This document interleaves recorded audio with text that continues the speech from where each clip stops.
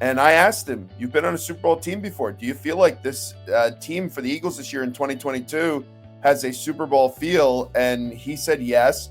So then I just naturally followed it up with, does this team in 2022 have more talent than the 2017 team?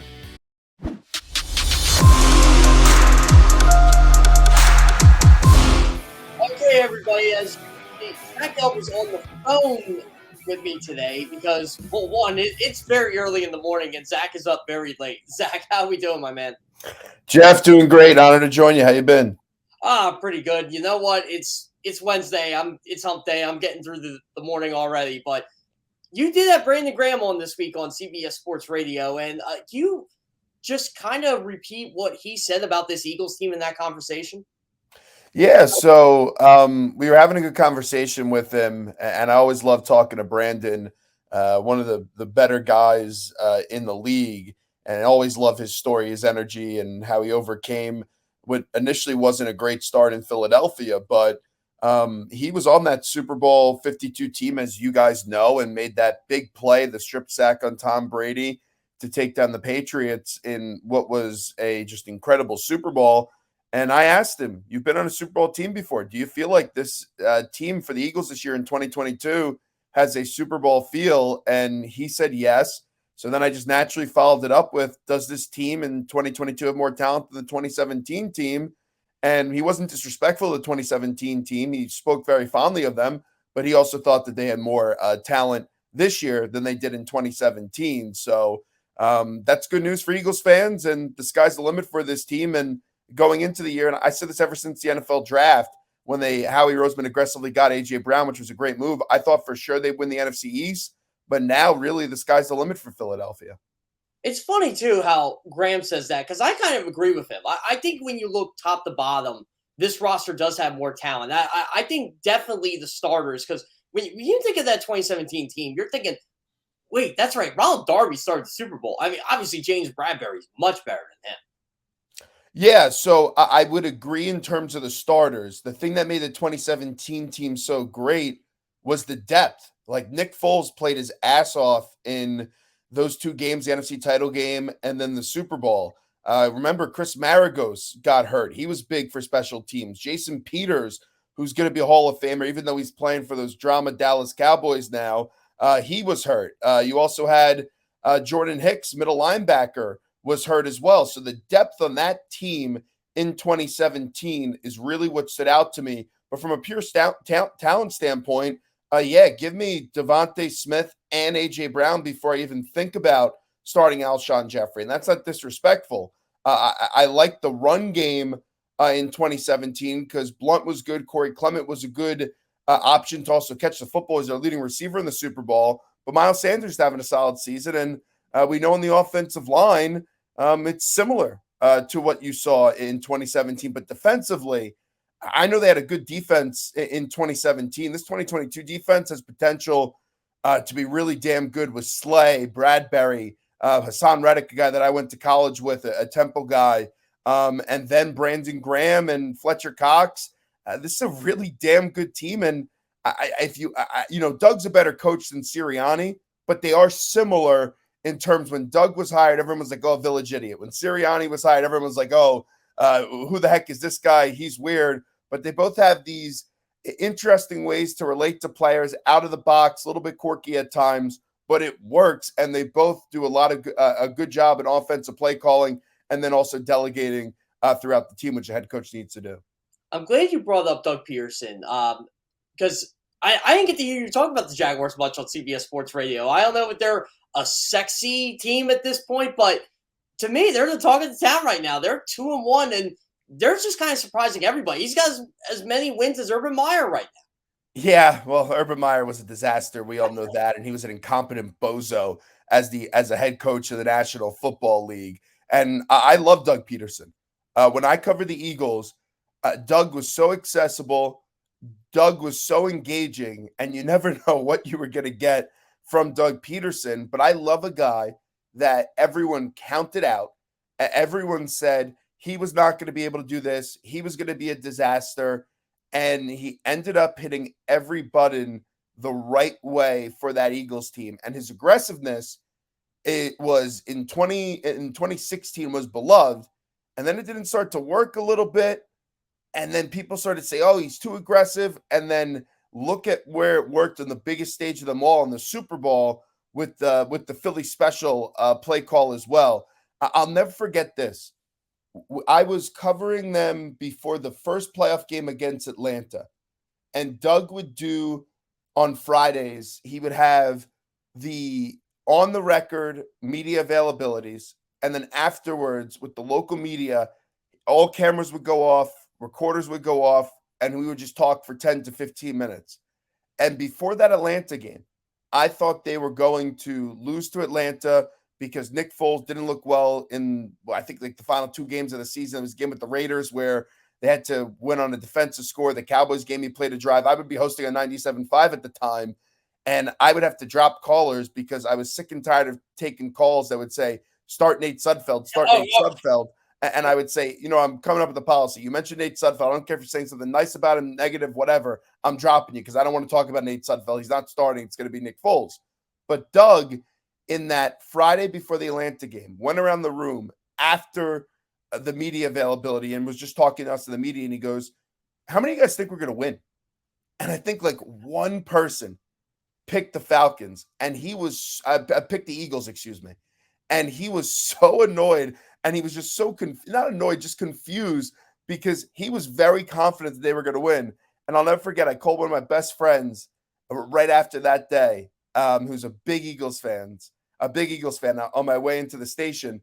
And I just said to him, I go, the Eagles are going to win this game. And all week long, I've been saying that the Falcons are going to win. So I couldn't change course of action now. And the rest of the way in the divisional round, in the that was the division round. So the NFC title game and then the Super Bowl, I did not pick against Philadelphia just because of the confidence that Doug did instill. And not only that, I remember right when Carson got hurt, he did that media on the record that day. And he said, it's my time to lead. It's my time to lead this group of men. And he just found a way when his back was up against the wall to deliver. So it does not surprise me what he's doing in Jacksonville.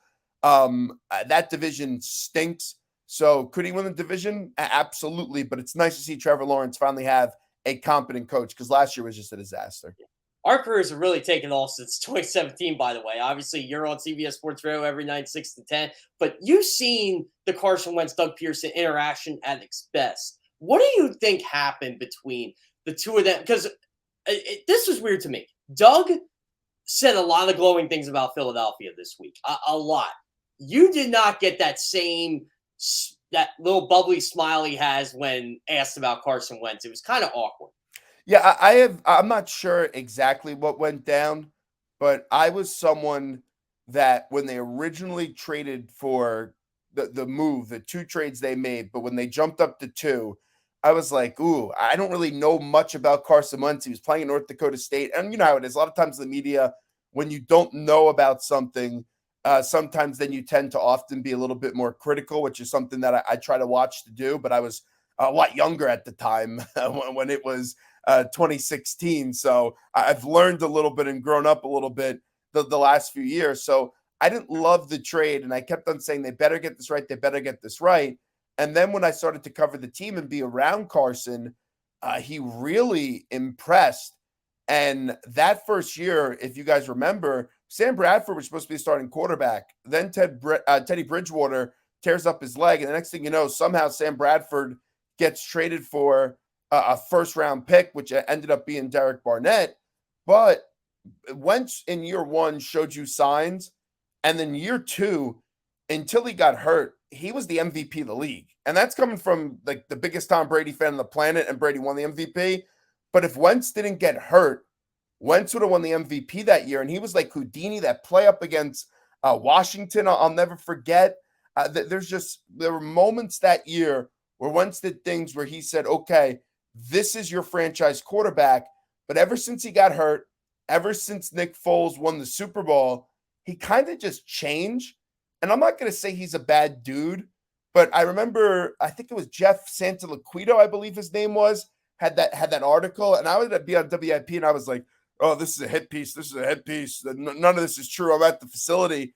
Everything that Jeff ended up writing, ended up being true, because I think Nick Foles winning that Super Bowl created a big wound for him, even though it was such a big time moment for the Eagles, their first ever championship, because he wasn't the guy, and it created an awkward workspace for him, and he was just never able to recover. And really, you never saw that MVP Wentz once again.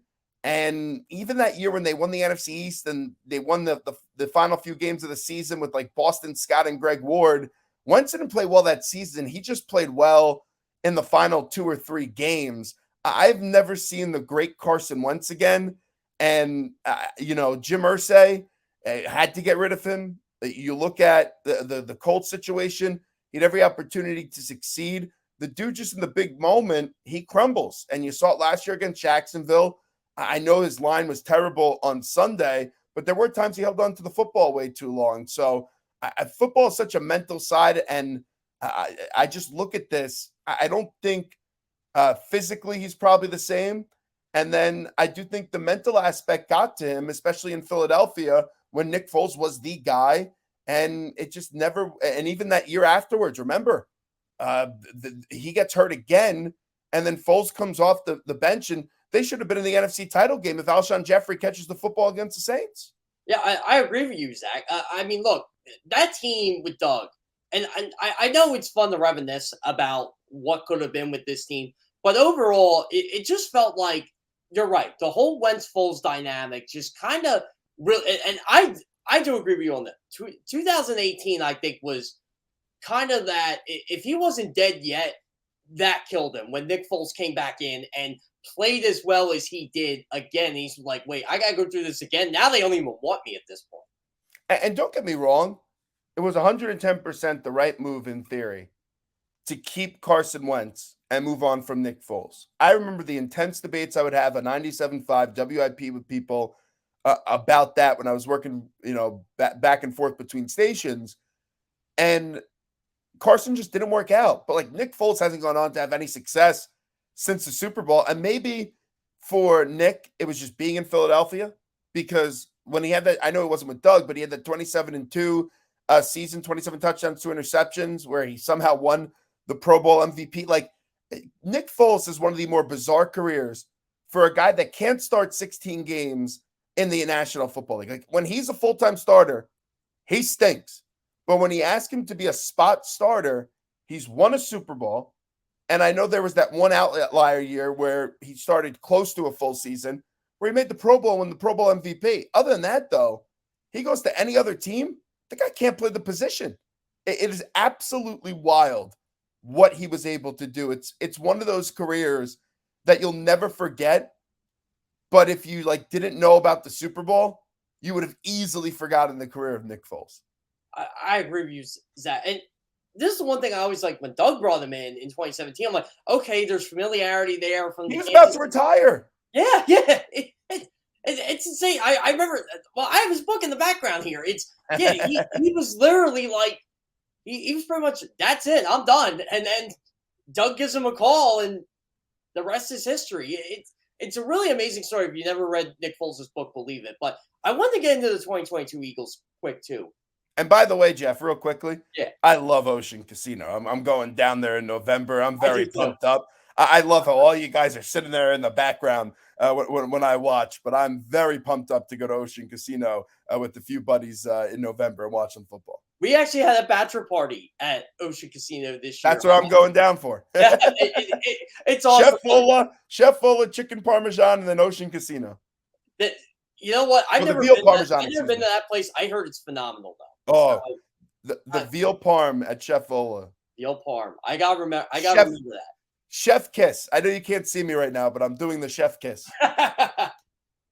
So about the 22 Eagles, I guess I gotta put it bluntly. What's gonna prevent them from winning a Super Bowl?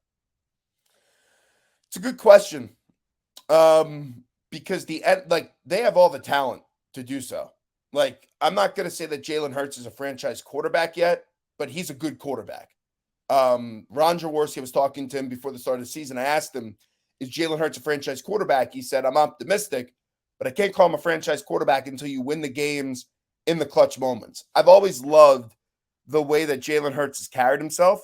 I remember when I interviewed him at the Heisman Trophy presentation when he was a finalist, he said, I'll always bet on myself, and he was very convincing. I thought it was a good idea for a lot of teams to take him in the second round. I didn't think he was a first-round quarterback, but second round, I would have been open to it. When Philadelphia took him, it was a little bit bizarre because of Carson, and I thought that Carson was still their guy, but it ended up being Jalen Hurts. So let me first say this right out of the bat, right out of the gate. I really do like Jalen Hurts. I would say the only thing that could prevent them from winning a Super Bowl, injuries, which is part of the game. But you look at the NFC, it's not like you have a great NFC, but you got to think Green Bay is going to be better. And you know Rodgers, lead quarterback, even though he's struggled in the postseason. You got to think Tampa will eventually get their offense going once when Brady gets his receivers back. And you know Brady's the best to ever do it. And the Rams, Stafford, he's starting to concern me a little bit. I know he had the elbow injury. First 3 games has not played well, but that Rams team is really impressive. So I don't think it's really what's going to prevent the Eagles from winning in terms of they have a major flaw. It's just that you have 3 other teams with veteran, experienced quarterbacks. But look at when the Eagles won the Super Bowl. That team didn't have a lot of Super Bowl experience, and I know Chris Long was on that team.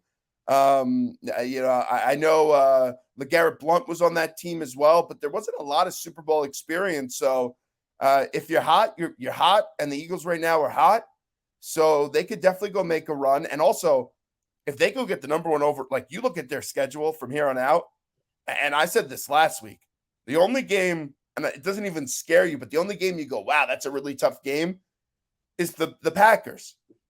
That's it. That's like the only team you say, wow, that's a really damn good team coming on in. So they should win 12 or 13 games. And that could be enough to go get a number one overall seed. And imagine Lincoln Financial Field for a home playoff game after a pandemic that we've gone through. Those fans are going to be wild. Like my Rangers were just in the Stanley Cup. Madison Square Garden, they were in the Stanley Cup playoffs. You know, Madison Square Garden, I was there when they got to a Stanley Cup final, and it was buzzing. It's like everyone's just happy now to go back to sporting events once again. And it was just like a different atmosphere with how much free beer was just getting thrown all over the place in celebration when the Rangers almost got to the Cup final this year. Well, your Mets are going to experience that too in a couple of weeks when they have home playoff games at Citi Field. That it feels like forever for them too.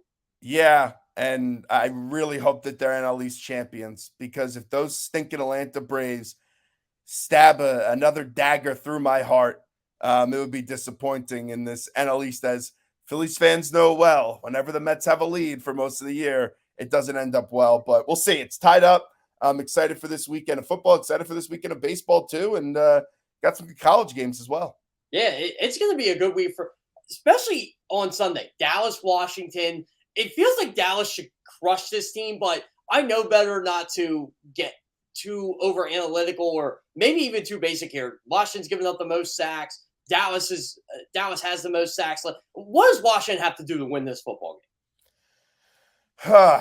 It's a good question. They're going to need to get Wentz protection, and Wentz is going to have to not turn over the football.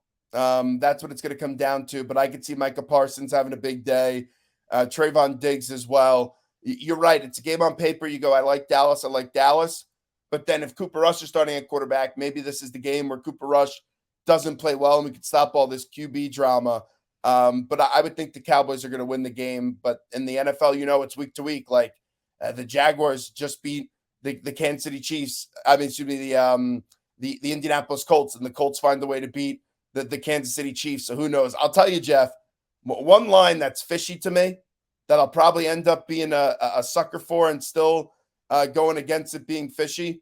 But the Rams being a 2.5-point dog against the 49ers, like that's another one of those games where the 49ers were awful last week. They had zero offense. Jimmy G forgot how to play the position.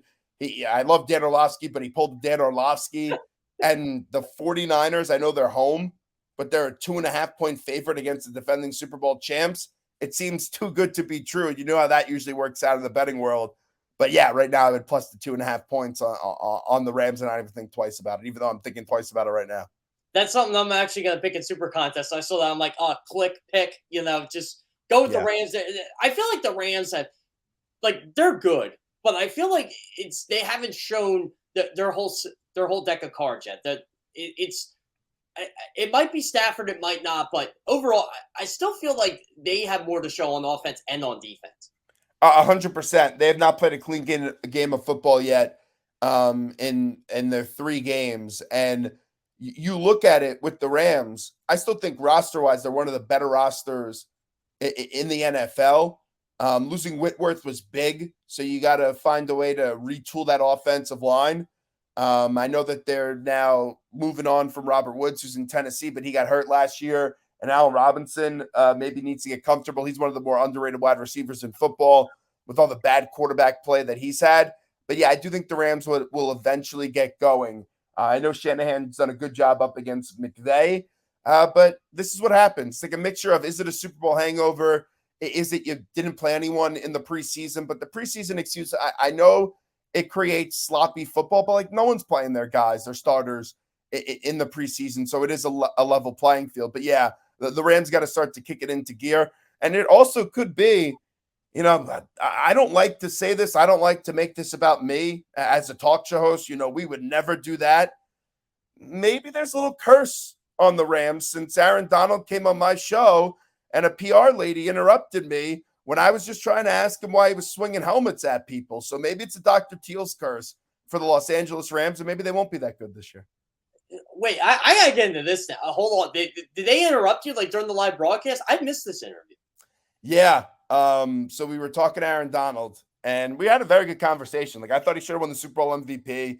I told him that. He gave me a lot about how close he was actually to retiring. And he said something to me that stood out to me. It was, if he didn't win a Super Bowl, he probably would have retired because winning the Super Bowl made him hungry and created that drive of, I got to go get another one. I got to go get another one. And it was addictive. And you get 10 minutes, you've done these interviews 1,000 times on these tours. So I'm 6 minutes in and I go, all right, I know my listening audience, it was right after, like 4 or 5 days after the whole helmet incident happened. He never addressed it. I had to ask about it. So I asked a few questions and then a PR person popped up on the screen and said, yeah, we're here to talk about Dr. Teal's. And I'm like, that's fine. I have one more question. Ask my final question on the helmet because you're not going to determine who asked what on my show. You never had any parameters before the interview. If that was the case, I wouldn't have taken the interview. And then I just asked about Dr. Teal's after that. And I tried to get one last question about the helmet and he went right into the advertisement. So it all worked out. The clip went viral. The PR person, I thank the PR person for jumping on in because it actually created for one of those funny moments. But if she doesn't step in, kind of just gives me like no answers about the whole helmet situation. It doesn't turn out to be that big of a deal. So I had a laugh over it. And, I think a lot of people found it funny. It was kind of like the Qualcomm legendary interview that Matt Harvey had with Dan Patrick. I'm only here to talk about Qualcomm. So I had that moment, but it was with Dr. Teal's. It's like our buddy John Kincaid. He had the fire alarm go off yesterday. I don't know if you heard that one. Oh, no, I did not. So apparently the fire alarm went off during his show yesterday. Oh, really? Yeah, in the Fanatic building. I'm like, oh my God. I don't think I'm an arrogant person. I think I would have just been like, yeah, I don't care. I'm on the air. Yeah, and John probably would have done the same thing. I don't know. Maybe they probably had to drag him out of the building if that was the case. Yeah, I think that's how it was. I didn't get to see the end result of it, but like you can hear the alarm go off, and he's just like, okay, I'm talking. It's just a drill. You gotta love it, Zach. But overall, during your time in Philly, like, what was your favorite thing? Just covering all the teams, or just being around the area? I mean, obviously you went to Temple, so it's not like you just made a brief cameo here. Yeah, I was there for 7 years. I was a college student there for 4, and then lived in the area in Fairmont for 3 years after that. Temple football really stood out to me when I was there. That was like the golden era, the golden rule of Temple football with Matt Rule, Deion Dawkins, Hassan Reddick, PJ Walker, Robbie Anderson, Tavon Young, there's a lot of dudes that got to the NFL. I know you're a Penn State fan or Penn State homer, however you want to say that. And yeah, they beat Penn State for the first time in 74 years. College people stunk that year. So you had Temple football was the talk of the city when College game day was in town, and they almost beat Notre Dame. If it wasn't for a Kavari Russell interception, Will Fuller had that touchdown in the back right end zone over, I believe it was Will Hayes.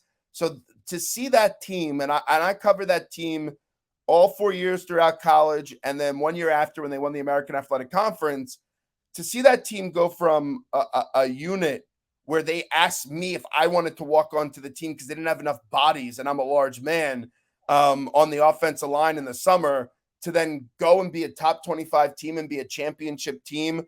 That was pretty neat. But really, it's the passion in Philadelphia.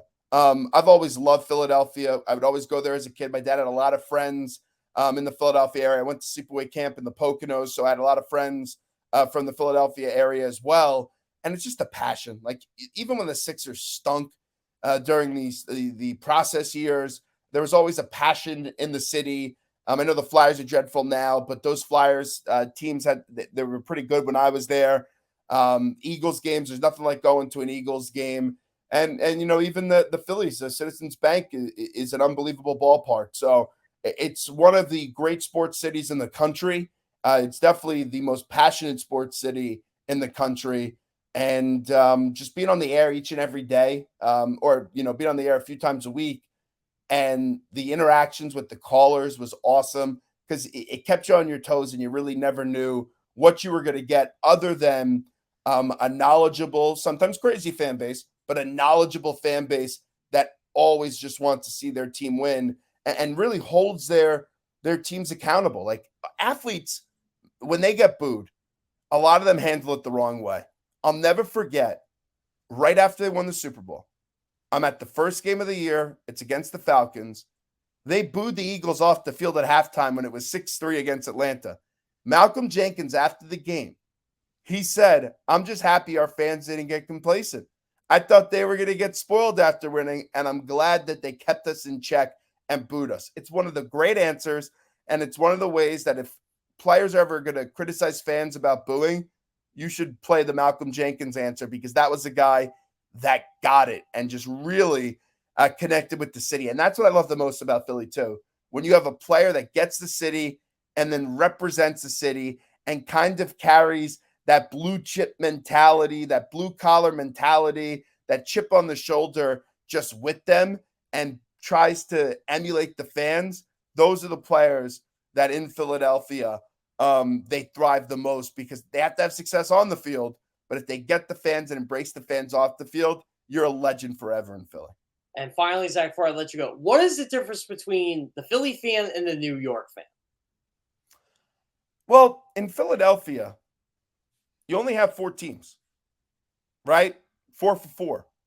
In New York, don't get me wrong, the passion of New York fans is unbelievable.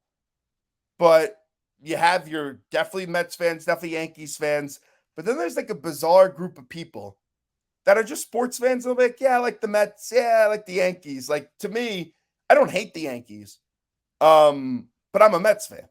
So it's like, I'm not sitting there for 162 games and saying, let's go Yankees, let's go Yankees.